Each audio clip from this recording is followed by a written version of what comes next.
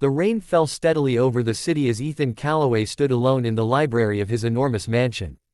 The room was filled with expensive books, polished oak shelves, and priceless paintings, but none of it brought him comfort. At 38, Ethan was one of the youngest self-made millionaires in the country. He owned a thriving technology company, appeared on magazine covers, and was admired by thousands. Yet every evening, he returned to a house that felt painfully empty. 3 years earlier, his wife, Claire, had died in a tragic car accident.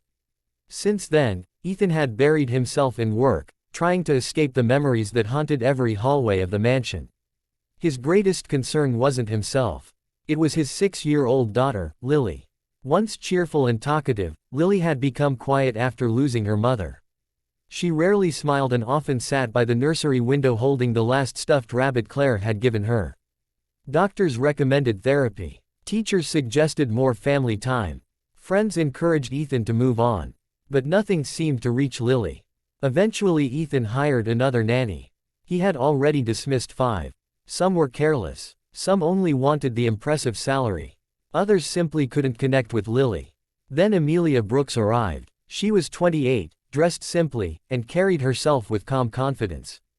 Unlike previous applicants, she didn't spend the interview talking about qualifications. Instead she asked one question. What makes Lily laugh? The question surprised Ethan. No one's asked me that before. Amelia smiled gently. Children don't need perfect caretakers. They need someone who notices who they are. For reasons he couldn't explain, Ethan hired her immediately. The first few days were surprisingly quiet. Amelia never forced conversations. She never demanded smiles. Instead she sat beside Lily while drawing pictures. Sometimes they baked cookies. Sometimes they simply watched birds outside the garden. Slowly, tiny changes appeared. Lily smiled. Then she laughed. One afternoon Ethan returned home early and froze at the sound coming from the kitchen.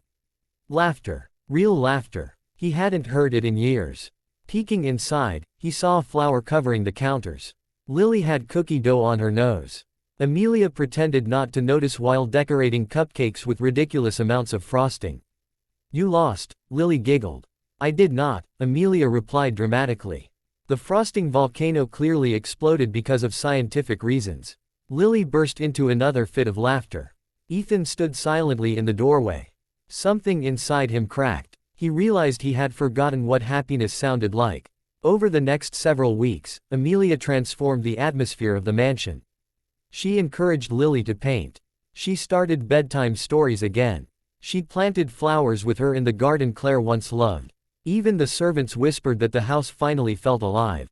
But Ethan remained distant. Every night he worked until midnight. Every morning he left before breakfast. Whenever Amelia suggested spending more time with Lily, he answered politely. I'm busy. One evening she finally spoke honestly. Mr. Calloway. He looked up from his laptop. Lily misses you. I'm doing all this for her. I know. But children measure love with time, not money. Her words lingered long after she left. That night Ethan couldn't sleep. He walked into Lily's room. She was already asleep. In her tiny hands she held 2 drawings. One showed herself and Amelia planting flowers. The other showed herself standing alone. Above it she had written in crooked handwriting, "Waiting for Daddy." Ethan sat beside her bed. For the first time in years. He cried. The next morning he canceled every meeting. His business partners were shocked. Instead Ethan spent the entire day with Lily. They visited the zoo, fed giraffes, shared ice cream, watched ducks by the lake. For the first time since Claire's death, Lily hugged him without hesitation. I missed you, Daddy. So did I. Amelia watched from a distance with quiet satisfaction. She wasn't trying to replace Lily's mother. She was simply helping a broken family remember each other. Weeks passed. The mansion slowly became a home again. Then, one evening Ethan received an anonymous envelope. Inside was a photograph. It showed Claire, standing beside a man Ethan had never seen before. The picture had been taken only days before the accident. A handwritten note read, "You never knew the truth about your wife." Ethan stared at the photo. His hands trembled. Who sent it? Why now? The questions consumed him. He became withdrawn once again. Lily noticed immediately. So you're leaving again? No. But you're sad. He forced a smile. I'm fine. He wasn't. Over the next several days Ethan secretly hired investigators. The mysterious man couldn't be identified. Records were missing. No one recognized him. The uncertainty became unbearable. One stormy night Ethan stood alone in Claire's old bedroom, holding the photograph. His voice echoed through the empty room. Why? Suddenly someone knocked softly. It was Amelia. She had seen the light under the door. You should rest. I can't. He handed her the photograph. I think my entire marriage may have been a lie. Amelia looked carefully at the image. Instead of reacting with surprise, she became strangely quiet, almost frightened. Ethan noticed immediately. You know something. She lowered her eyes. You've seen this man before. Silence filled the room. Finally, Amelia whispered words that changed everything. I know who he is. Ethan's heart nearly stopped. What? She looked directly into his eyes. And the truth isn't what you think. Outside, thunder shook the mansion.